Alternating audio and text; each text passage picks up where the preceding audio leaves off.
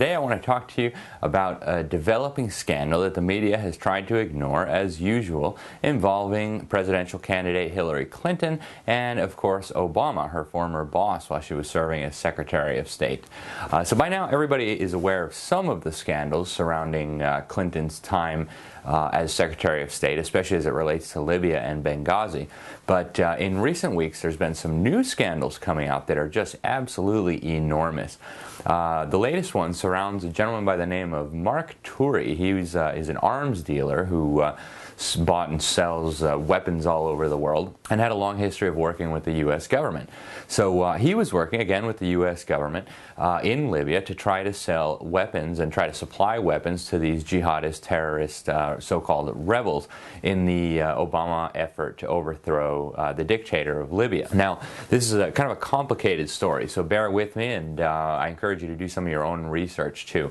But what happened here, in a very brief summary of it, is that the Obama administration decided that it wanted to launch a war against Libya, an unconstitutional and illegal war. So they went to the UN Security Council and asked for a UN resolution. They never went to Congress. They went to the Security Council, and the UN, including Russia, China, and all these, agreed that we should launch a war on Libya. So they deployed U.S. troops. They sent fighter jets to bomb Libya, and the Obama administration also partnered with allies on the ground. Now, it turned out that a lot of these allies were actually actual terrorists on the U.S. State Department's list of terrorists.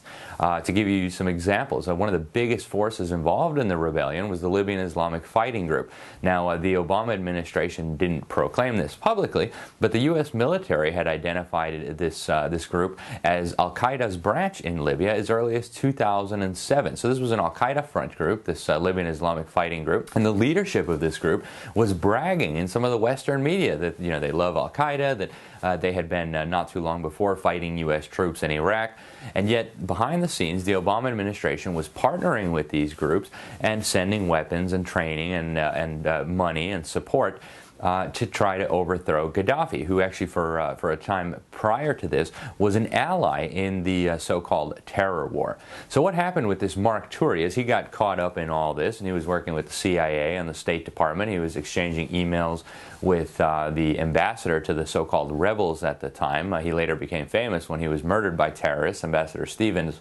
in Benghazi. They talked about using so-called private contractors to arm the jihadist terrorist rebels, because obviously the Obama administration didn't want its fingerprints all over this, and considering that these are designated terrorist organizations, you could understand why. So Marc Turi, this arms dealer, had been emailing back and forth with Ambassador Chris Stevens, and Hillary Clinton wrote to one of her people, hey, maybe we should explore this idea of using private contractors to arm these jihadist rebels over in Libya. And so that is what they ended up deciding to do. Now, some of this went through Qatar, and some of it went through the United Arab Emirates.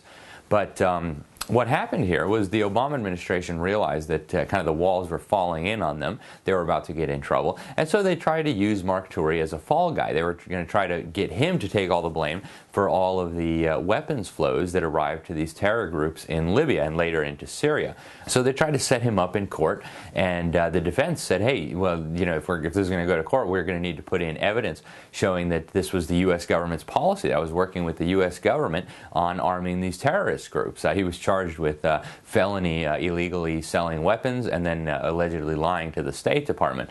And so the Department of Justice said, well, of course it's totally controlled by Obama's and Clinton's cronies at this point. They said, well, national security, we can't have any of that getting out in open court, and so we asked that that evidence not be allowed into court. Well, the judge disagreed, and the judge said that Turi was welcome to use this evidence if he wanted to in court, and that would have been devastating, not just to the Obama administration, but to Obama's hand-picked successor, the next establishment puppet, Hillary Clinton.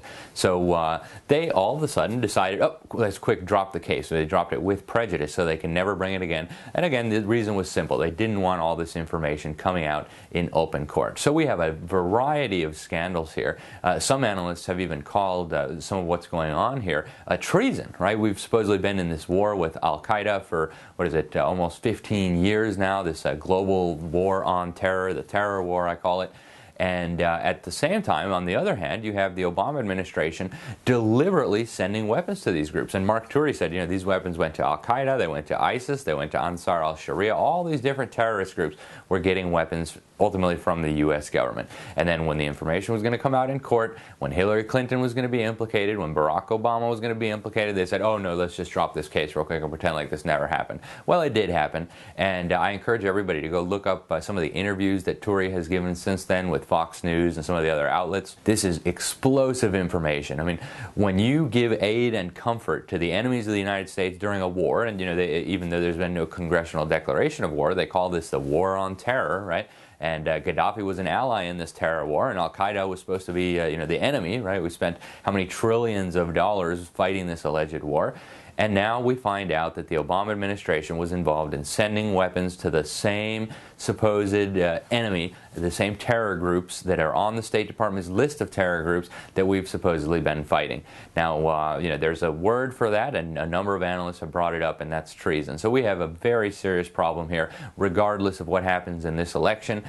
It can't stop here. We need justice. We need a special prosecutor to look into this. The Department of Justice have already shown that they're totally incapable of actually delivering justice in anything to do with Obama and Hillary Clinton.